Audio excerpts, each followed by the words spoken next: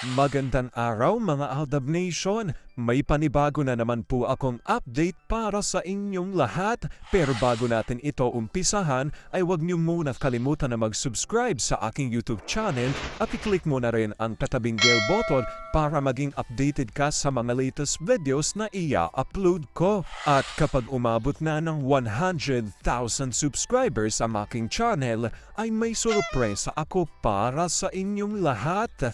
Alam kong excited na kayo kaya naman ngayon, umpisahan na natin ang ating kwentuhan. Ang pag-uusapan natin ngayong araw na ito kung saan big boy na talaga si Baby Cute. Super busy sa business niya. Ano ito? Bata pa lang ay marunong nang tumulong si Baby Cute sa mga magulang niya. Kaya walang problema ang mag-asawa sa kanilang mga anak. Napaka-productive talaga ng pamilyang to. At ang main charge sa ngayon ay super busy din sa mga business nila. Ano ito, gaano ito katotoo at may sapat nga bang ebidensya ang makakapagpatunay rito? Yan ang ating aalamin at pag-uusapan ngayong araw na ito. Pero bago ho yan, ay bibitinin ko muna kayo ng kaunting-kaunti lamang kung saan magbasa muna tayo ng mga nakakatuwang post ni Manny Theo01 sa Twitter. Kaya naman wag na natin patagalin pat sabi niya sa kanyang tweet, "Love, asan ka na? Dumaan lang ako saglit sa bahay para kumuha ng ilan sa mga gamit ng mga bata. Huwag ka nang pumunta dito, love. Ano na naman ba to? Saglit lang naman akong nawala. Ako na ang uuwi at dyan na tayo matulog. Isama mo ang mga bata pa. Tayo lang dyan dahil ayaw payagan ng mga tita nila. Sige, ingat. Pa, si baby na lang isama mo. Baka hanapin ako eh." Tulog na atang katabi ng mga tita. On the way na ako, love. Kumain ka na? Sabay na tayo. Magluluto muna ako. Huwag na. May dala na akong foods natin. Maliligo ka ba pagdating mo? Ihahanda ko ang susuotin mo. Sabay na tayo, ma. Kaliligo ko lang. Ingat. I loved you. Pa, baka anong isipin nila na wala tayo doon? Naiintindihan nila, love. May pangangailangan tayo na dapat punan. Loko ka talaga. Na-miss kita, love. Parang di naman. Makikita mo later. Gagi, malapit ka na ba? Papasok na. Asang ka na? Nasa kwarto. Ligo muna pa bago kain. Yes, love. Na-miss kita. Alam kong tuwa-tuwa kay sa ating binasa pero ngayon pag-uusapan na natin ang ating main topic.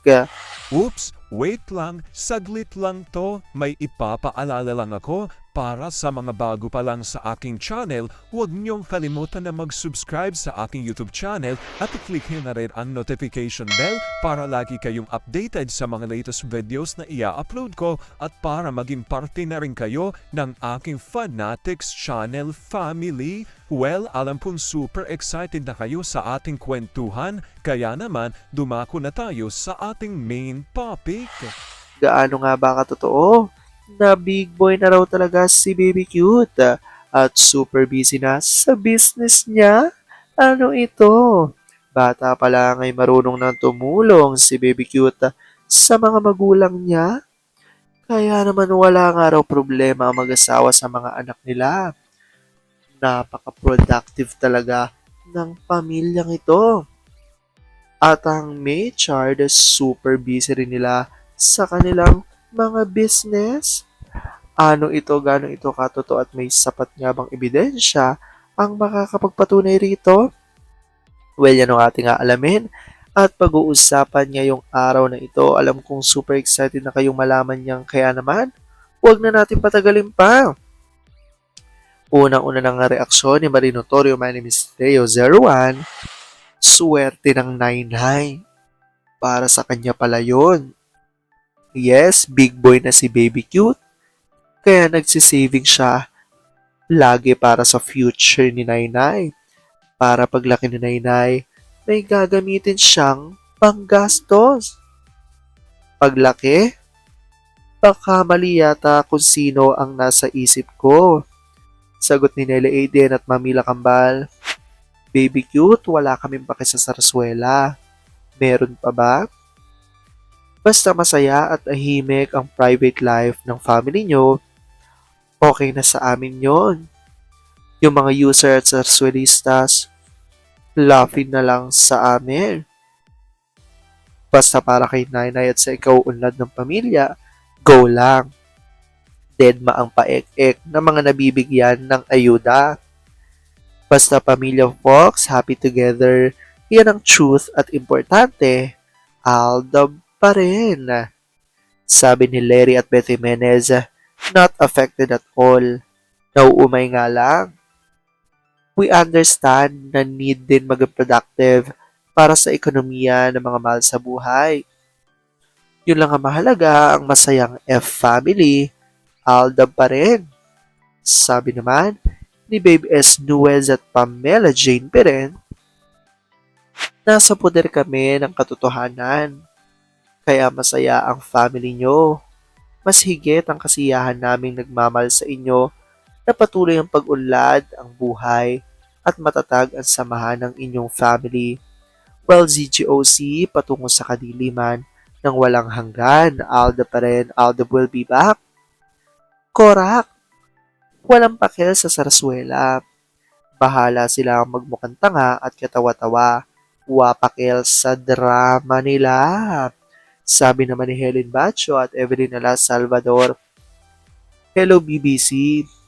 Of course, everything is fake with Z1 and Z2. Thanks with Typhoon Egay.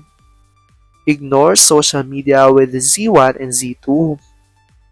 However, my POV is the truth should come out between your Mimi and Daddy. PBA din are human beings with different emotions. We feel good or bad. Sana magsaya. Good AM BBC. Alam namin na pag wala ka, update, busy ka, okay lang ang mahalaga. Happy at enjoy ka sa bagong business nyo. Wala kaming pake sa mga palabas ng ZGOC, Baby Cute.